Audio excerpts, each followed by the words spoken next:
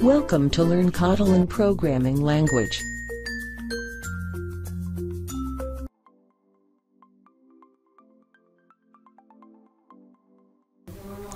Hello दोस्तों, आज की इस वीडियो में हम बात करेंगे रेंजेस के कॉन्सेप्ट की। जो रेंजेस का कॉन्सेप्ट है वो वैल्यूज़ और कैरेक्टर्स को मेजर करने के लिए और उनको इनिशियलाइज करवाने के लिए यूज़ होता है। कि या फॉर एग्जांपल आप चाहते हैं कि 1 से 10 तक की वैल्यूज़ को प्रिंट करवाना चाहते हैं, तो आप रेंजेस के कॉन्सेप्ट को यूज़ करते हुए जो कोटलिन में इंट्रोड्यूस हुआ है, आप वैल्यूज़ को शो और इनिशियलाइज करवा सकते हैं। आइए देखते हैं, इसमें एक पहली एग्जांपल को यूज़ करते हैं। ये वार रेंज, मतलब कि ये डबल डॉट यूज़ होगी, इसको डबल डॉट कहते हैं। डबल डॉट यूज़ करेंगे तो ये हमारे रेंज के अंदर 1 से लेकर 5 तक की वैल्यू कंटेन हो जाएंगी। मतलब ये अब रेंज के अंदर 1 से 5 तक की वैल्यू पड़ी हुई है और हमें जब ये प्रिंट होगा तो ये हमें शो करेगा 1 2 3 4 5। ये इसी तरह इसी ऑर्डर में शो करेगा। आइए अब इसको रन करके चेक करते हैं कि कैसे ये हमें 1 से 5 तक की वैल्यूज़ जो है वो प्रिंट करवाएगा। इसके लिए हम फॉर लूप यूज़ करेंगे।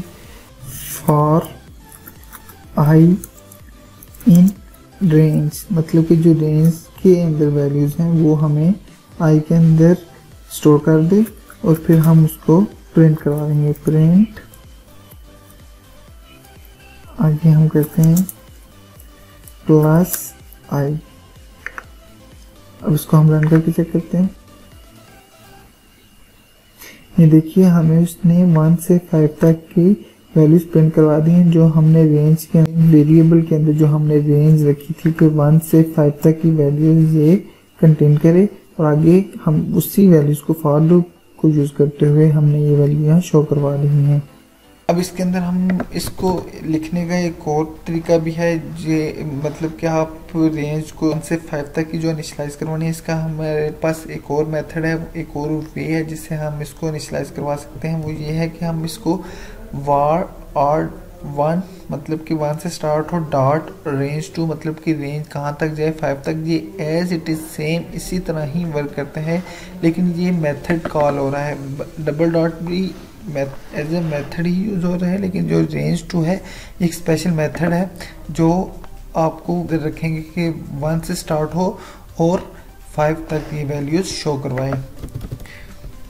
अब आप ये देख सकते हैं कि ये जो वैल्यूज़ हैं ये 1 से स्टार्ट होती है, मतलब कि 1 से स्टार्ट हो और 5 तक जाती हैं। लेकिन अगर आप चाहते हो कि हम इसे डिसेंडिंग ऑर्डर में शो करवाएं, तो इसका भी हमारे पास एक मेथड है डाउन टू का। मतलब कि आप इधर 5 से स्टार्ट करें, 5 से वैल्यू स्टार्ट होगी, फिर एक मेथड है डाउन टू, फिर आगे जो रेंज जहाँ तक आपने वैल्यू शो करवानी है, और ये जो रेंज होगी वो हमारी वैल्यू स्टार्ट करेगी 5 4 3 2 1, मतलब कि डिसेंडिंग ऑर्डर में ये वैल्यूज शो होंगी।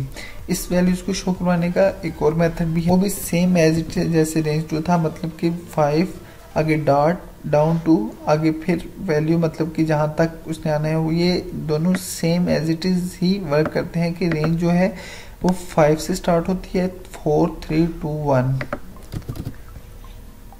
एक और हम कर सकते हैं कि जैसे कि आप चाहते हैं कि कोई वैल्यू का डिफरेंस के साथ चले, मतलब कि आप चाहते हैं कि इसमें कुछ वैल्यूज के स्टेप के बाद नेक्स्ट वैल्यू है। फॉर एग्जांपल आप चाहते हैं कि 1, फिर नेक्स्ट 3, फिर 5, फिर 7, फिर 9 एज सो ऑन। तो देन इधर भी आप इसको कर सकते हैं। इसके लिए ये क्या है कि सिर्फ और सिर्फ आपने वैल्यूज को इनिशियलाइज करवाना है कि 1 से 5 तक की वैल्यू पे स्टेप कीवर्ड यूज़ होगा। उसके बाद जितना आपने बीच में उस वैल्यू का डिफरेंस रखना है, फॉर एग्जांपल 2 4, अब ये अगर हम इसको 1 से 5 तक का इनिशियलाइज करवाएं और आगे फिर उसका 2 का स्टेप रखते हैं, तो फिर ये क्या होगा कि ये 1 फिर देन 3 और फिर 5, इस तरह ये वैल्यू इसको शो करवाएगा। इसमें आपने देखा होगा ये जो रेंज बताई जाती है उसी रेंज तक ये सिर्फ और सिर्फ वैल्यू शो करवाता है, मतलब 1 से 5 तक। लेकिन अगर आप चाहते हैं जैसे कि लेस देन 5 वैल्यू शो करवाए, फॉर एग्जांपल आप चाहते हैं कि 1 से 4 तक की वैल्यू शो करवाए, तो देन हम अनटिल का कीवर्ड यूज़ करेंगे। जब हम अनटिल का कीवर्ड यूज़ करेंगे तो ये जो रेंज होगी ये 1 से स्टार्ट होगी, 1 2 3 4, मतलब कि लेस देन 5 तक ये चलेगा। 1 से स्टार्ट होगी, लेस देन 5 तक ये वैल्यूज़ को शो करवाएगा। इसके बाद ये जो सिर्फ और सिर्फ वैल्यूज़ के लिए नहीं है, आप जो है वो करैक्टर्स के लिए भी यूज़ कर सकते हैं। मतलब कि आप चाहते हैं कि जो करैक्टर हैं वो शो हों A to Z तक करैक्टर अगर आप शो करवाना चाहते हैं तो देन आप initial point then exit point, मतलब कि A से स्टार्ट हो Z तक की वैल्यू शो करवाए तो देन ये एज इट इज़ ही वर्क करेगा जैसे ऊपर वैल्यूज़ के लिए रेंजेस वर्क कर रही हैं। तो ये क्या करेगा, ये हमें A B C D and so on Z तक हमें वैल्यूज़ शो करवा देगा। इसमें हम बात करते हैं इन फंक्शन की, इन कीवर्ड ये होता है कि आप एक चीज़ को चेक करना चाहते हैं कि क्या जो हमारे पास वेरिएबल है इसमें जो वैल्यूज़ कंटेन की हैं क्या एक स्पेसिफिक वैल्यू और स्पेसिफिक करैक्टर जो है वो इसके अंदर एग्जिस्ट करता है या नहीं करता। तो इसका मेथड ये है कि हम वेरिएबल लेंगे और वेरिएबल में हम रखेंगे कि हम सी चेक करो। इधर आप करैक्टर के अंदर कोई भी वेरिएबल पकड़ सकते हैं, मतलब कि A B C Z, it's up to you कि वो हमें वैल्यू चेक करो इन सी क्या है, सी जो हमने ये वैल्यू इनिशियलाइज करवाई हुई है कि ये A से Z तक की वैल्यू कंटेन करे। और उसके बाद हमने इसमें यही चेक किया कि हमें ये चेक करें कि सी के अंदर सी करैक्टर है जो आप इधर कोई भी करैक्टर रख सकते हैं, बी रख सकते हैं, जी रख सकते हैं, मतलब कि कोई भी करैक्टर। फॉर एग्जांपल जी जो है वो सी का जो वेरिएबल इसने जो वैल्यूज़ कंटेन किए हैं उसके अंदर है तो ये आपको ट्रू और फॉल्स मतलब कि बूलियन वैल्यू रिटर्न करेगा। जैसे कि इस केस में जी इसके अंदर कंटेन है, मतलब कि ये A से Z तक सारी वैल्यूज़ हैं तो इसके अंदर G एग्जिस्ट करता है तो ये हमें ट्रू वैल्यू जो है वो रिटर्न करेगा।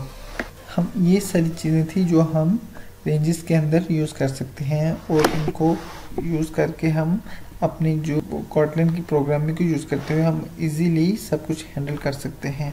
Thanks for watching my video. Please like and subscribe my channel.